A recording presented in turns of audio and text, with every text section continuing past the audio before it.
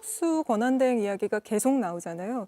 오늘 권영세 비대위원장이 외부 인사에게 한대행과의 단일화를 도와달라고 요청했다. 이런 보도도 나왔는데 후보님께서 거기에 대해서 부적절하다, 패배주의냐 이렇게 이야기한 거에 대해서 권영세 위원장이 조금 전에 뭐가 부적절하고 왜 패배주의인지 모르겠다. 이런 입장을 또 냈거든요. 우리 77만 당원들이 집중해서 지금 우리 경선을 통해서 우리 국민의힘의 대통령 후보를 뽑고 있습니다. 네. 어떤 연대 그리고 당 밖의 연대가 필요하다면 그건 그 이후에 그 후보 중심으로 정해질 문제이지 지금 비대위원장이 정할 문제가 아닙니다. 그리고 지금 비대위원장은 경선을 공정하게 관리하면서 이 경선 과정에 국민과 당원들의 눈과 귀가 집중되도록 해야 한다라는 생각을 가지고 있어요. 그런 점에서 아쉽게 생각합니다. 또 하나는 그런 부탁하고 의논하는 상대가 저는 이렇게 예민하고 뜨거운 시기에는 민주당 측 인사여서는 안 된다고 생각합니다. 우리 당과 상의해야죠. 만약에 후보님이 최종 후보가 되신다면 한덕수 후보와 단일화 하실 생각이 있으십니까? 저는 지금 단계에서 그런 얘기를 미리 할 필요가 없다고 생각해요. 지금은 우리는 국민의힘은 보수의 가장 중심이 되는 세력이고 정당입니다. 지금 우리 국민의힘에서 치열한 경선이 이루어지고 있죠.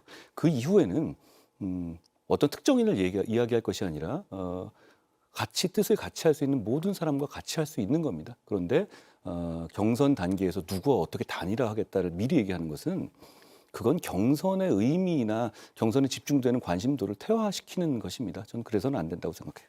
지금 다른 후보들 사이에서는 어떤 방식으로 단일화하겠다 이런 얘기까지 나오고 있는데 말씀하신 것처럼 국민의힘 경선이 이렇게 한창 진행 중인데 왜 자꾸 한덕수 대행 이야기가 나오는 걸까요?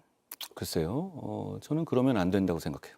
근데 지지자들 사이에서도 한덕수 대행을 지지하는 분들이 또 있지 않습니까? 여론조사를 보면. 여론조사를 보면 그런데요. 보통 그렇게 밖에 있는 세력과의 연합이라든가 이런 게 문제가 되려면 밖에 있는 세력이 저나 다른 유력 후보들보다 월등하게 지지율이 높아야 하거든요.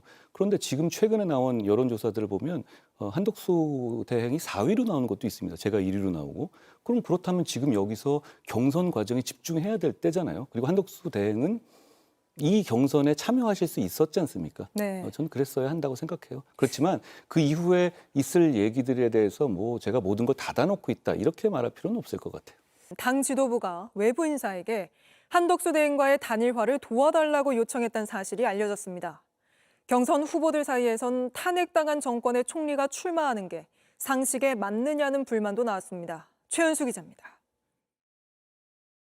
국민의힘 경선 대선 후보 탑2가 발표되기 하루 전인 오늘도 한덕수 대통령 권한대행의 출마가 도마 위에 올랐습니다. 국민의힘 권영세 비상대책위원장이 정대철 헌정회장에게 한 권한대행과의 단일화를 만들어달라 요청한 사실이 알려지면서입니다. 한 권한대행의 출마가 임박했다는 관측에 경선 무용론까지도 나오는 상황. 경선 후보자들은 생존 전략으로 단일화를 택하면서도 제각기 다른 반응을 보였습니다. 한대행과의 단일화에 가장 열려있는 김문수 후보는 오늘 원론적인 입장을 내놨고 저는 진심으로 정말 좋은 분이 계셔서 이재명을 이기고 우리나라를 위대하게 국민을 행복하게 하실 수 있는 분이 있으면 좋겠다. 안철수 후보는 말릴 수 없다면 함께 하겠다는 입장을 내비쳤습니다. 이제 정치를 시작하시겠다고 그렇게 하면 또 누가 말릴 수가 있겠습니까? 홍준표 후보는 단일화 뜻은 있다면서도 지금 이렇게까지 판을 만들어 놔놓고 한덕수 대행이 출마 안 하면 이상한 판이 되는 거죠. 탄핵당한 정권의 총리 장관이 대선 출마하는 게 상식에 맞느냐라고 지적하기도 했습니다. 한편 한동훈 후보는 지도부가 단일화를 부탁한 상황에 부적절하다며 불편한 기색을 드러냈습니다. 저는 국민의힘의 경선이 진행되는 과정에서 자꾸 그런 얘기하는 것 그렇게 좋아 보이지 않습니다. 그건 패배주의 아닌가요? 이에 권영세 비대위원장은 소위 빅텐트 과정에서 우리 당을 도와달라고 부탁하는 게 뭐가 부적절한지 모르겠다며 반박했습니다. 다음 주 최종 후보 결정 이후에도 국민의힘에선 단일화 이슈로 인한 갈등이 한동안 계속될 것으로 보입니다. JTBC 최은수입니다.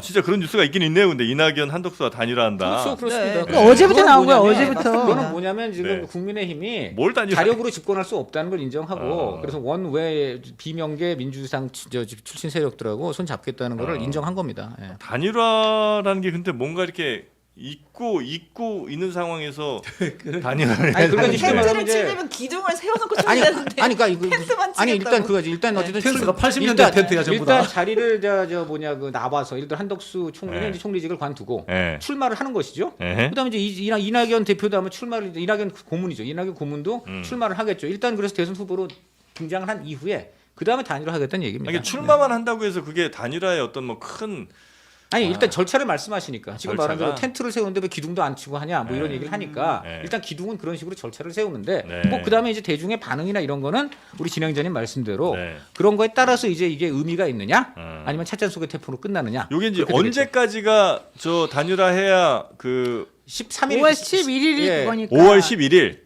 10까지 정도 해야 되겠죠. 10일 정도까지 그때까지는 하는 게 해야 맞아요. 네. 나중에 혹시라도 투표용지에 뭐 8번 9번 아니 이런 게 안 된. 극단적으로는요. 네. 그 다음에 할 수는 있어요. 할 수는 있는데 투표용지에 이름이 이제 남죠. 그러나 2월 10일까지 해야 돼요. 그러니까 원래 안철수 윤석열이 그렇게 했거든요. 그러니까 정말 그 투표용지 이름 다 그냥 적힌 그런 상황에서 또 한 경우도 있습니다.